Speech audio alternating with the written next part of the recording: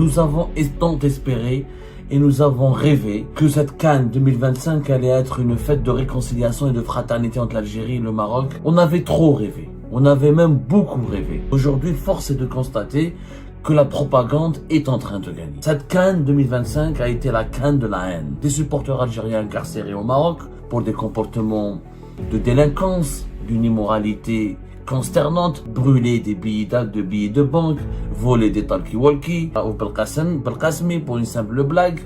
Il finit en prison et il sera jugé d'ici 3 ou 4 jours. La délégation, que l'équipe nationale d'Algérie coupable de voler des ballons, de voler de la nourriture ou de comportements indélicats et indécents. Je n'ai jamais vu autant d'Algériennes et d'Algériens mobilisés contre l'équipe nationale du Maroc, contre le Maroc jouer ou contre le Maroc arracher ses victoires. Et je n'ai jamais vu de Marocaines et de Marocains qui ont supporté ou qui ont été des fervents détracteurs et des fervents opposants à l'équipe nationale d'Algérie. C'est une véritable tendance qui se développe dangereusement.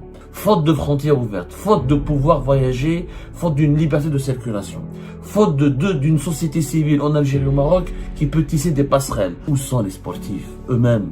Les sportifs ni Mahadroche. J'aurais aimé que les membres de l'équipe nationale de football parlent eux-mêmes de la bonne organisation de cette CAN. Bien, nous avons tant espéré et nous avons rêvé et nous avons pensé et nous avons cru et nous avons rêvé que cette CAN 2025 allait être une fête de réconciliation et de fraternité entre l'Algérie et le Maroc et que la présence de l'équipe nationale d'Algérie sur le sol marocain pour participer au plus prestigieux tournoi sportif continental en Afrique allait permettre aux deux peuples, aux deux pays de se retrouver autour d'une séquence d'amitié, d'une séquence d'apaisement. On avait espéré que cette CAN 2025 pouvait aboutir, on espérait qu'elle allait fournir l'opportunité si rare aux Algériens et aux Marocains de se rencontrer, de se croiser, de se regarder, de se parler calmement, sereinement et tout en enterrant la hache de guerre, tout en enterrant les tensions. On espérait que cette CAN 2025 allait nous faire oublier tout l'immense fossé des incompréhensions et des tensions et des conflits qui opposent l'Algérie au Maroc ou qui opposent le Maroc à l'Algérie. On avait trop rêvé, on avait même beaucoup rêvé. On a été naïfs. On avait naïvement rêvé, parce que le rêve ne s'est pas concrétisé. Au contraire, c'est le cauchemar qui a émergé, je dois le dire. J'ai été longtemps optimiste. J'ai longtemps refusé de me soumettre à la fatalité. J'ai été longtemps un résistant et un allergique à la résignation. Et j'avais caressé le rêve en m'accrochant à mes illusions que entre l'Algérie et le Maroc, la propagande ne finira jamais par gagner. Aujourd'hui, force est de constater que la propagande est en train de gagner. Cette CAN 2025 a été la CAN de la haine. La CAN de toutes les haines entre l'Algérie et le Maroc. Des supporters algériens incarcérés au Maroc pour des comportements de délinquance, d'une immoralité consternante, brûler des billets de banque, voler des talkie-walkie, des jeunes influenceurs comme on en a parlé à la ouf, le jeune Raouf de 23 ans qui a été incarcéré injustement parce qu'il a fait les frais de cette crise, de ce moment de tension, de cette crise, de cette guerre froide entre l'Algérie et le Maroc. Raouf Belkacemi pour une simple blague. Il finit en prison et il sera jugé d'ici 3 ou 4 jours, le 19 janvier prochain. Alors, des fake news, une guerre violente, brutale de fake news, des propagandes et des appels à la haine, à la division sur TikTok, sur Instagram, sur Facebook, sur YouTube. On a utilisé l'intelligence artificielle, les montages les plus ridicules, les plus honteux.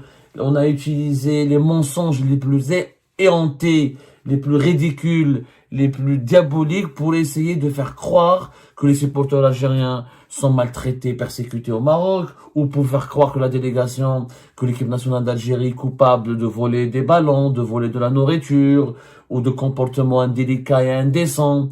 tout a été fait pour creuser encore davantage le fossé de tension, d'animosité et d'agressivité entre les deux pays. Malheureusement, cette CAN a été la démonstration de la haine, de l'océan de haine qui sépare de plus en plus l'Algérie et le Maroc. Et c'est une démonstration, je l'ai testé, c'est un constat empirique. Je n'ai jamais vu autant d'Algériennes et d'Algériens mobilisés contre l'équipe nationale du Maroc, contre le Maroc jouer, ou contre le Maroc contre le Maroc arracher ses victoires pour les tours suivants jusqu'à la finale de cette CAN qui se jouera normalement dimanche prochain. Et je n'ai jamais vu de Marocaines et de Marocains qui ont supporté ou qui ont été des fervents détracteurs et des fervents opposants à l'équipe nationale d'Algérie. Auparavant, ces épiphénomènes étaient, ou plutôt ces comportements étaient des épiphénomènes ou des actes isolés qui n'impliquaient que quelques milliers d'Algériennes et d'Algériens, quelques milliers de Marocains et de Marocains sur plus de 38 millions de Marocains et de Marocains et plus de 48 millions d'Algériennes et d'Algériens. Et malheureusement, ce ne sont plus des épiphénomènes. C'est une véritable tendance qui se développe dangereusement et qui s'explique par l'emprise des réseaux sociaux sur les Algériens et les Algériens et l'emprise des réseaux sociaux sur les Marocains et les Marocains. Faute de frontières ouvertes, faute de pouvoir voyager, faute d'une liberté de circulation, faute d'une société civile en Algérie et au Maroc qui peut tisser des passerelles, faute d'une presse responsable et digne de ce nom en Algérie, comme d'une presse professionnelle et rigoureuse et digne de ce nom au Maroc. Faute de dialogue politique, faute d'avoir une élite ou des élites politiques et dirigeantes dans les deux pays qui donnent l'exemple ou qui appellent, qui refusent la stigmatisation, qui font attention à leurs propos dans leurs déclarations incendiaires contre les pays voisins, faute d'avoir tout simplement des dirigeants conscients du poids de la responsabilité, du poids de leur responsabilité dans la gestion de ces relations conflictuelles avec les voisins directs entre les deux pays voisins, faute d'avoir tout simplement deux régimes qui soient honnêtes, sincères, comment dirais-je, j'ai du mal à trouver des mots tellement je suis triste en faisant cette émission parce que le constat est implacable. Cette CAN a été le grand révélateur de l'ampleur de la haine. Je dirais même des haines au pluriel, à cause de l'emprise des réseaux sociaux et des dégâts incommensurables de la propagande anti-marocaine en Algérie et de la propagande anti-algérienne au Maroc. La propagande, les appareils de la propagande sont en train de dominer outrageusement et de manipuler outrageusement les esprits au Maghreb. C'est une faillite totale. Pour moi, la conscience maghrébine est en train de s'effondrer sous nos yeux et personne ne trouve à redire. Et personne ne veut bouger le petit doigt. Les dirigeants des deux pays se murent dans leur mécanisme d'autodéfense et les dirigeants des deux pays se murent dans un mutisme complice quand ils n'alimentent pas eux-mêmes les propagandes haineuses et les sentiments et les divisions intestines et les sentiments anti-algériens et anti-marocains. Les dirigeants des deux pays en profitent pour faire des versions, pour utiliser cette figure du voisin ennemi ou du voisin qui devient l'ennemi redoutable, l'ennemi extérieur, afin d'asseoir leur pouvoir, leur dictature, leur autoritarisme et pour, encore une fois, détourner l'attention sur les autres cruels dysfonctionnements économiques, financiers, sociaux et politiques des deux pays respectifs. Cette CAN a été malheureusement un échec au niveau de la réconciliation entre l'Algérie et le Maroc. Cette réconciliation n'a pas pu avoir eu lieu. Effectivement, il y a eu des belles choses aussi. Il y a eu des belles choses, on a vu un accueil fraternel, un accueil joyeux des supporters, des milliers de supporters algériens qui sont déplacés au Maroc. Il n'y a pas eu d'affrontement, il n'y a pas eu d'animosité particulière, il n'y a pas eu de rejet, il n'y a pas eu de mépris. Au début, tout s'est bien passé jusqu'au quart de finale. Quand au moment où le match Algérie-Maroc se profilait à l'horizon, on a vu que la rivalité, une explosion de la rivalité, que cette rivalité est davantage caractérisée par l'animosité que par le fair play. Et là, on a vu que dans les deux pays, deux appareils propagandistes, notamment sur les réseaux sociaux. Les réseaux sociaux, je pense qu'en Algérie, franchement, je suis un grand démocrate, mais je commence vraiment à appréhender la dimension nocive et fortement nocive des réseaux sociaux. Il faut absolument créer dans les deux pays, en Algérie, des régulateurs. Il faut que dans le Maghreb, on crée des régulateurs, c'est ça, ou des institutions régulatrices, un régulateur des réseaux sociaux. Parce que faut voir les contenus, les insultes, les invectives, les fake news, la désinformation, les manipulations, les montages avec l'intelligence artificielle, les propos les plus vulgaires, les disputes, les affrontements virtuels, comment dirais-je, les bagarres virtuelles. C'est une explosion de haine que nous avons sur les réseaux sociaux. Et malheureusement, les médias des deux pays, au lieu de contrecarrer ce tsunami de haine et de division et de tension, eh ben, les médias sont devenus les médias en Algérie comme au Maroc, hein, sont devenus le carburant de ces propagandes anti-algériennes et anti-marocaines. Tout le monde, les élites dirigeantes des deux pays trouvent leur compte. Pourquoi? Parce que grâce à cette figure de l'ennemi, du voisin ennemi, de l'ennemi, du voisin dangereux, on arrive à manipuler le bas peuple, on arrive à l'entraîner dans des polémiques stériles et dans des polémiques qui détournent son attention et qui l'affaiblissent et qui empêche le petit peuple de réfléchir sur ses droits, sur ses libertés qui sont bafouées, sur les inégalités qui minent profondément son quotidien. Le constat, il est là. Ça a été un échec.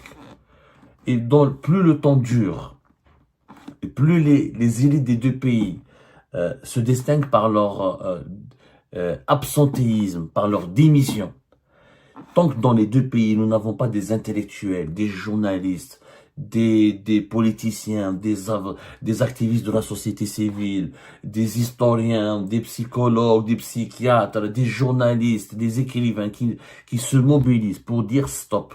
Stop à la stigmatisation, stop à la haine, stop à la gyrophobie, stop à la marocophobie, stop à ce climat de tension permanente, stop à cette politique de diabolisation permanente du voisin. Tant que nous n'avons pas des pôles qui se constituent dans les deux pays pour contrecarrer, encore une fois, ces idéologies dominantes qui veulent faire croire aux Algériennes, aux Algériens et aux Marocaines et aux Marocains qui sont condamnés à se considérer comme des ennemis et des adversaires et non pas des bons voisins et non pas des frères et des sœurs, eh ben je peux vous dire que le Maghreb, il est foutu. Il y a eu de très belles images, mais ces belles images ont été gâchées par les centaines et les dizaines de polémiques et je n'ai jamais vu une aussi grande méfiance, un sentiment de rejet aussi profond qui divise et qui sépare les Algériennes et les Algériens des Marocains et des Marocains. Je tire la sonnette d'alarme. Cette CAN a été la CAN de toutes les haines. Des haines politiques, des haines des préjugés sociaux, des haines caractérisées par des rivalités diplomatiques et des rivalités, même n'importe quoi, n'importe quel sujet, même un ballon, un influenceur, une blague sur Internet, une déclaration, une protestation, une attitude, n'importe quelle attitude a suffi pour enflammer la polémique ou enflammer la virulence et l'agressivité entre l'Algérie et le Maroc. Et ça, c'est déplorable. Je le déplore. Je dis bien je le déplore et je responsabilise les élites. Tant que nous n'avons pas des personnalités publiques. Aujourd'hui, il y a une lâcheté totale. En Algérie comme au Maroc. Où sont les écrivains? Où sont les philosophes? Où sont les sportifs eux-mêmes? Les sportifs ni Mahadroche. J'aurais aimé que les membres de l'équipe nationale de football parlent eux-mêmes de la bonne organisation de cette CAN et du bon accueil qui leur a été réservé au Maroc. J'aurais aimé que les joueurs de football de l'équipe nationale du Maroc eux-mêmes disent qu'on aurait aimé affronter l'Algérie et que l'Algérie, l'équipe nationale de football, on connaît les joueurs algériens, on joue ensemble dans pas mal de grands championnats européens et nous sommes des frères, etc. Tant que nous n'avons pas des personnalités sportives, intellectuelles, cinématographiques, des artistes, des scientifiques, des deux pays, quand tant que ces élites ne s'engagent pas dans ce combat pour la fraternité, pour les relations de bon voisinage, pour l'unité du Maghreb. Les propagandes haineuses et la désinformation et le culte des fake news triompheront. Notre région est plus que jamais divisée. Notre région est plus que jamais clochardisée. Notre région est plus que jamais prisonnière, je dis bien prisonnière, de lobbies qui sèment la haine, qui cultivent la haine pour récolter des gains égocentriques, pour récolter des intérêts mercantiles. Les dictatures, les privations des libertés publiques et individuelles, les monopoles, les oligarchies, les lobbies affairistes prospèrent sur le dos de cette division et de ces divisions qui séparent les Algériens, des Marocains et des Marocains, et prospèrent sur le dos de ce conflit algéro-marocain qui prend malheureusement cette année 2026 une tournure pas dramatique, pas tragique, pas dramatique, mais profondément maladive. Ça devient une maladie qui empêche les deux pays d'évoluer rationnellement, sereinement, vers le progrès, vers un avenir serein et paisible. Et ben c'est la fin de cette vidéo les amis. Je vous remercie comme d'habitude pour avoir suivi jusqu'à la fin. N'oubliez pas de nous laisser vos commentaires et vos réactions sur la vidéo et de vous abonner à la chaîne si vous n'êtes pas encore abonné.